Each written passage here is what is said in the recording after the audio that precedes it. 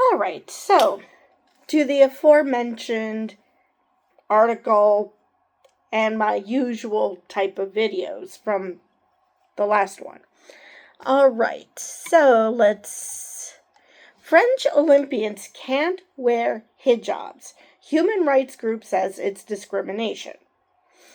And unless you're going to tell me that French athletes cannot wear the cross, which I'd be surprised if they said no, because even though they want to be a secular society, I'm pretty sure that they have no problem with people wearing crosses.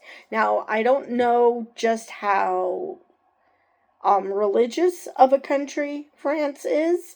I would have to remind myself of the numbers, but I'm sure that there are French athletes who wear the cross, and I really wonder, do these people have a problem with it? But let's get to the article. Maybe that'll answer some things. When the 2024 Olympics start this week, France won't allow its athletes to wear headscarves during the Games, seemingly in contrast with the Olympic Charter's calls for respect of religion and protection of human rights, which is the true secularism. Secularism doesn't mean absence of religion. It means that religion doesn't rule the government. You can be just as religious as you want, as long as you don't force others to be. If you want to walk down the street wearing a hijab or wearing a cross, fine. That you do you. That should be fine. Under secularism, that is fine. But if you want to have an absence of religion, if you want people to be atheistic, first off, that's very shitty because atheists don't want religion shoved down their throats, and we shouldn't be forcing other people to not be religious. I mean, that's just stupid. Anyway, a recent report from Amnesty International calls France's restrictions on religious attire blatant discrimination, and a researcher for the human rights nonprofit told NPR's Morning Edition that beyond being unfair, the move could cause systemic issues for women athletes in France. The bans have a wider impact on women in sports, dashing the hopes of female athletes in France, said Anna Blues, a researcher for Amnesty International. Amateur soccer, basketball, and volleyball leagues also don't permit women to wear hijabs during play. And I just can't understand why.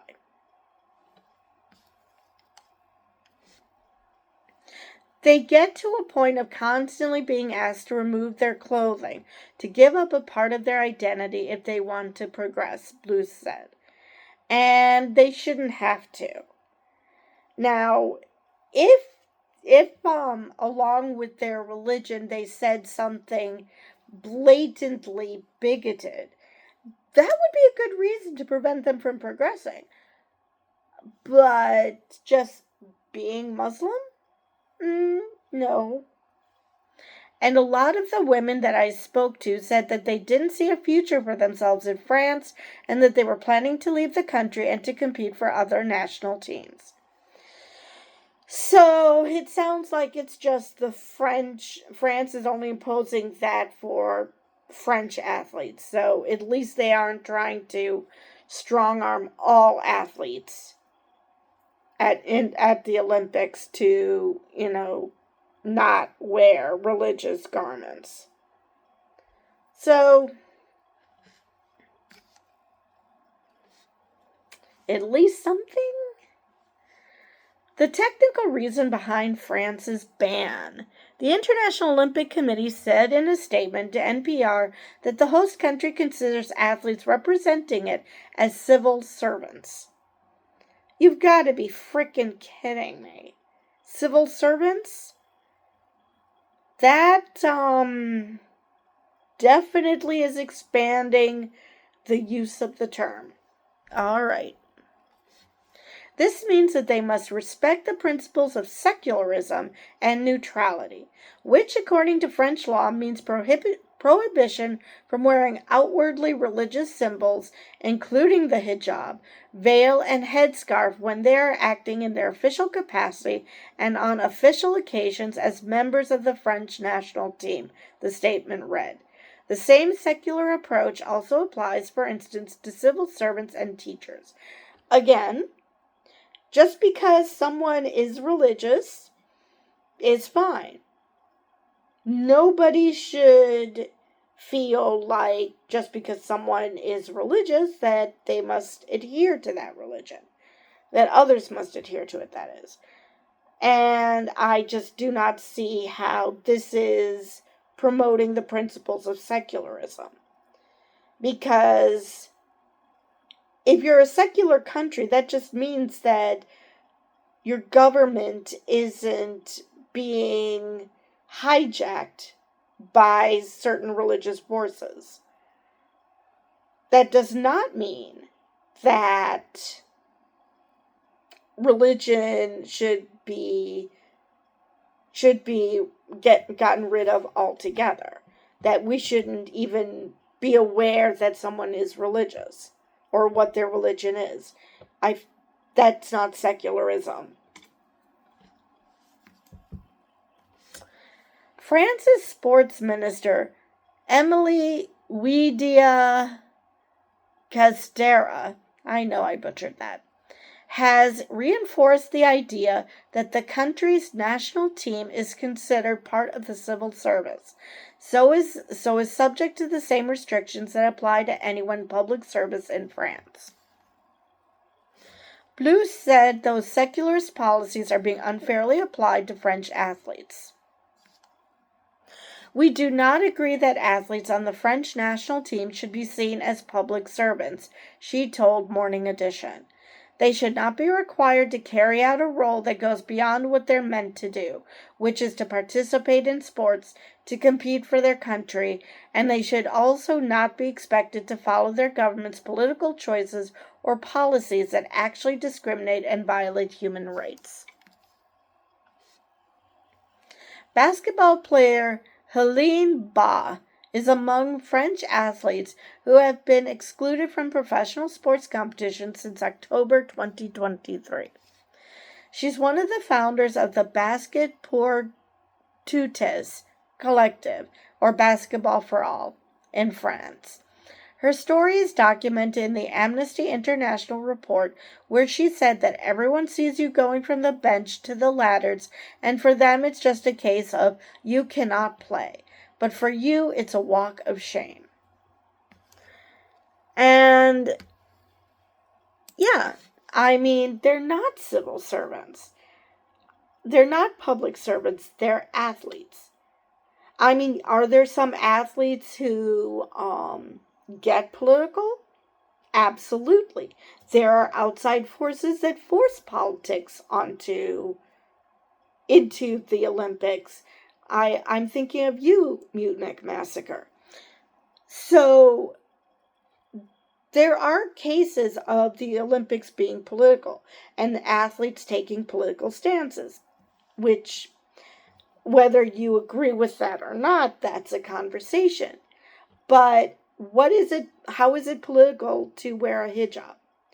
If you are a Muslim woman and you feel your religion dictates that you must always wear a hijab when you're going to be in an area where, say, men are present, or you're in public, or whatever it is your religion dictates, then why should you be forced to not do that because of secularism? That's not what secularism is. I just don't understand where people are getting that idea. Especially since, in the case of Muslims, if a Muslim woman, number one, you're assuming that is her choice. Or maybe they're assuming that Muslim women, if given a choice, wouldn't wear the hijab. Let's say that they actually don't want to wear the hijab, but they do. But they are wearing it. Okay, that must mean that someone in their life is forcing them. So now you're putting them in the position of being out in public, or being stuck at home, or if you're going out in public and you're not wearing the hijab, you might get in trouble when you get home. And getting in trouble when you get home is actually a nice way of putting it. This gets to be so complicated. Now, as I've mentioned before, I wonder what these people think about the cross. Now, true, you can see a hijab much better than you can see someone wearing a cross. But either you're going after outwardly religious garb, or you're not. Because the cross is still an outwardly religious garb, just because you can't see it necessarily very well unless you're closer up. It's still there. And, or religious earrings, wearing the cross as earrings. It's just, or wearing a huge freaking shirt with the cross. I don't know.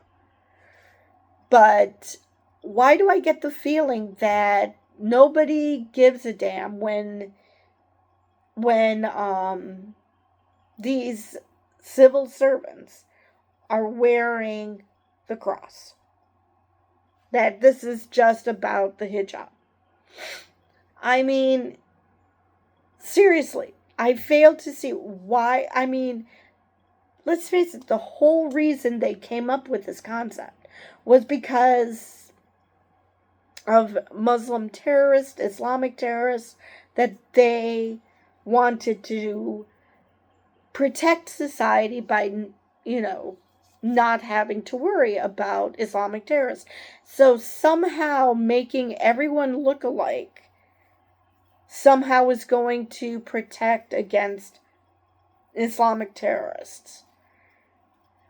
Because forcing someone to not follow their religious dictates is somehow going to prevent them from hating the country they live in or something. I mean, it's possible that they're worried that Muslim men might be hiding something under the burqa. But we're not talking about that right now. We're talking about the hijab.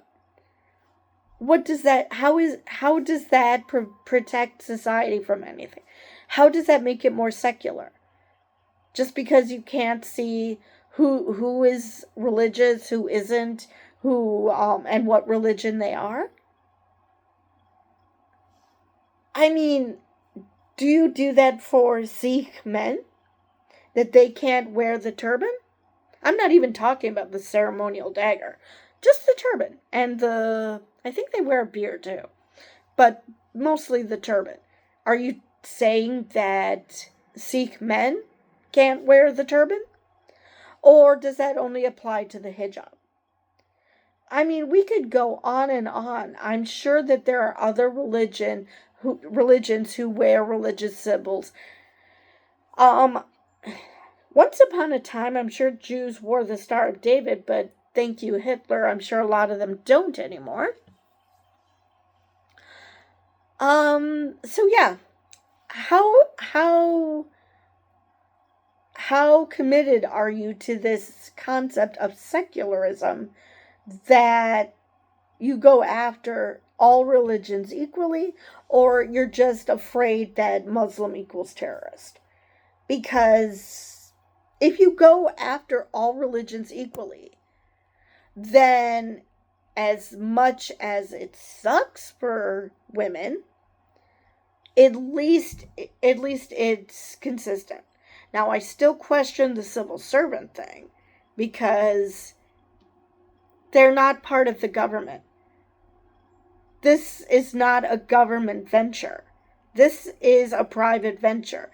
Government sponsor it, but it's not a government venture. So even if they were consistent in employing this law, I agree. I don't think it pertains to the athletes. I'm just glad that they're only forcing this on French athletes and not saying if you're coming to compete in the Olympics, don't wear any religious clothing. Because that would be, especially if you're truly being consistent and going over all religions, not just Islam. Because if that is true, there are many American athletes, specifically track athletes, who would probably not be happy because there are so many people who wear crosses around their necks. So, yeah. Yeah, not a good look because, again, I don't consider this secular. But yeah. I believe that's all I have for this video, and with that, I will see you guys in the next one.